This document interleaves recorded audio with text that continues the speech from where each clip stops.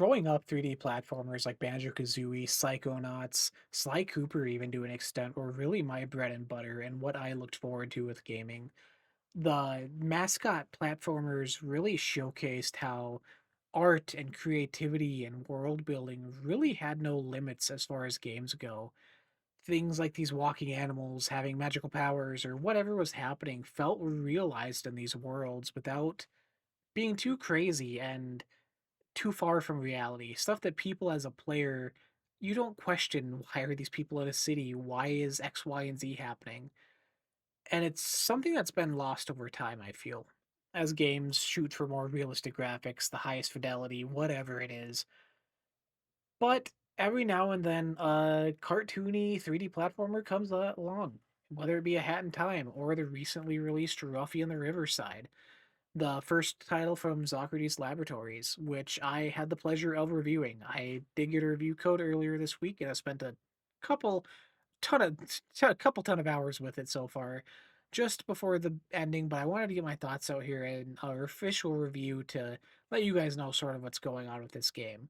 You may have seen it on Twitter the past couple weeks, which is where I initially saw it.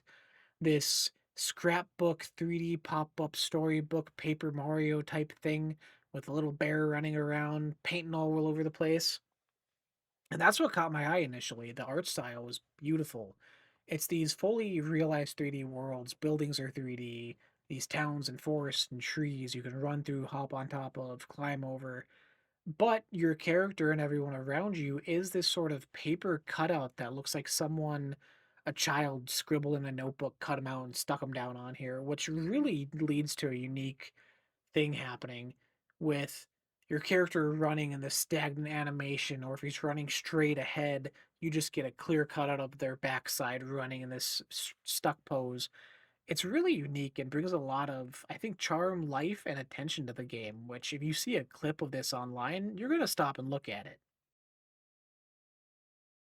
The story of Ruffy and the Riverside is pretty by the numbers. Ancient entity comes back once defeated before, trying to destroy the world. So you are sent off with your magical powers that you're just sort of given at the beginning of the game. Ruffy has had these his life where he can quite literally copy and paste textures in the world.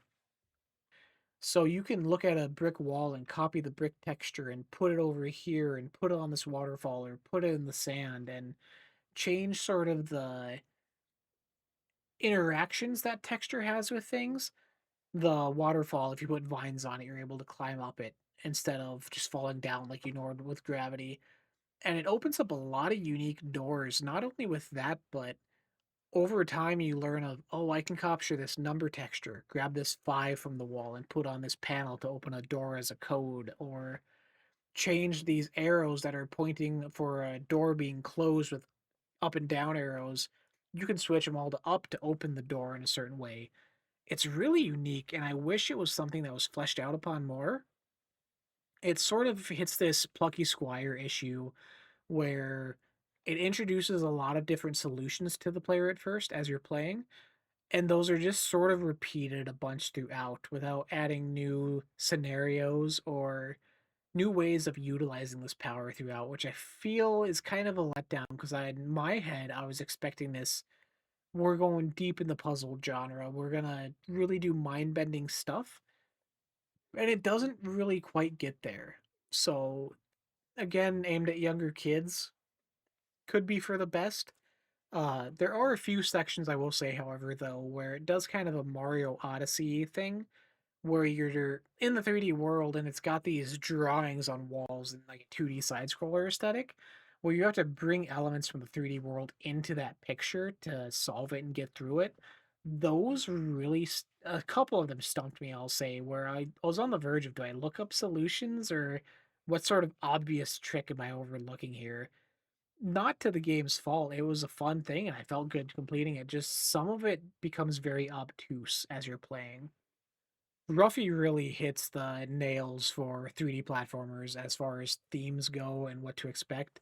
You have your haunted zone, your frozen over area, your backwoods farmstead to tropical beaches. All that is here and accounted for. Not really super memorable as far as going down history, but they're solid in what they're conveying as an image. You're not really questioning where you're at. You're not overstaying your welcome in these areas. It's very fast paced. Get in, solve the solution, you're out of there, on to the next zone. So you're not spending countless hours in these places that they need to be these deep, enriched, full of surprises zones that just kind of fluff out the experience. They're solidly built and well designed and had just fun platforming sections throughout that I was pleasantly surprised by. The worlds are backed by music that at it while good, at times it does start to get repetitive, especially the hub world theme. Um the loop on it is very fast and very repetitive to a point that I almost started zoning it out throughout my playthrough just because it was over and over again nonstop. The smaller areas are much more confined as far as how long they're playing and loop for. Again, that helps with the level length where you're not overstaying. So the side world themes, the haunted area, the songs like that really shine and are more memorable in my experience overall. This also sadly goes into the sound effects of the game. When Ruffy jumps or sprints, his grunts and sort of huffs and puffs are very consistent and very loud and high pitched. And it got to a point where I ended up turning the sound effects down. And again, not a major issue. I'm sure as a kid you're not going to notice, or it just becomes second nature, much like Kazooie's talent shot in Banjo was back in the day.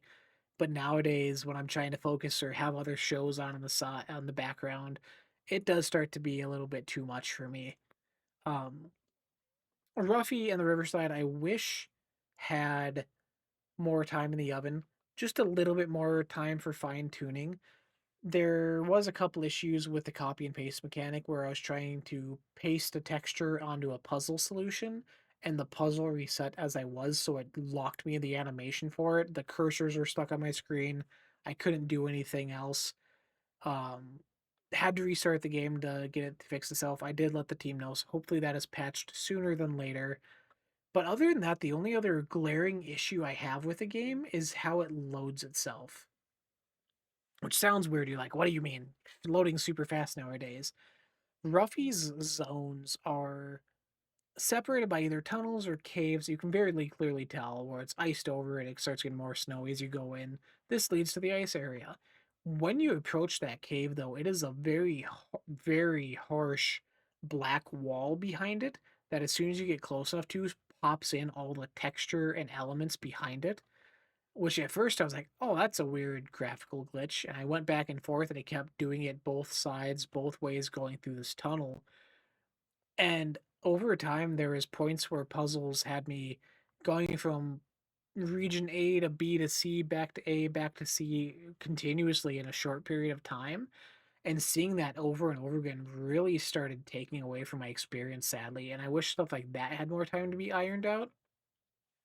But it is what it is. Again, it's the first project from the team, so live and you learn. They were very responsive when I emailed them about stuff and I had videos that I sent into them. So hopefully, again, that gets patched by the time you have time to play. They did just release a new patch this morning at the time of recording, which the game just came out today as well. So they're on top of it. They seem to want to make this the best experience they can. And I hope so. The world's charming. The characters you're meeting are super funny. You're having great conversation with this mole character that's following you around and a back and forth of he can go anywhere he wants, but as soon as danger appears, he's out and he shows up right when you solve everything to help kind of take credit and lead you on your way. And the puzzles you're solving throughout are cute and charming and mindful, and you're rescuing these forest creatures, and it hits on so many aspects that I loved as a kid growing up, and I would love to see kids trying out nowadays, trying to get into games, trying to get into 3D platformers, whatever it is. I think there's really something special here that rough around the edges, yeah, but the game's solid, the gameplay's solid, the story's solid, it's there. I hope the team gets enough recognition to continue on their journey. I hope Ruffy gets a sequel. I hope they continue to make games and expand upon their unique ideas. Because if this is their first sort of gameplay mechanic they thought of for this, give them some more time and resources. I would love to see what the team has to come later on down the line. As of now, Ruffy and The Riverside is available on PlayStation, Xbox, Switch, Steam, pretty much everywhere for 18 US dollars. I highly recommend it for what it is. Go in with an open mind, go in wanting to recapture those moments as a child and you're sort of awe and wonder and exploring a new world. Ruffy does that in a great many ways, and I hope you enjoy it as much as I did. Ruffy and the Riverside on our scale right now is at a 3 out of 5 due to the couple issues it has had, but it is what it is. I hope it gets patched. That could change the score later. But that's just my thoughts and opinions. Don't take the number at face value. Everyone experiences things differently. Till next time, if you enjoyed this review, drop a like, comment, follow, share, whatever it is down below. It helps us out a lot. Can't wait to hear your thoughts. Tell us what you think. If you had time to play this down below, what you think of it, whatever it is. Till next time, happy gaming.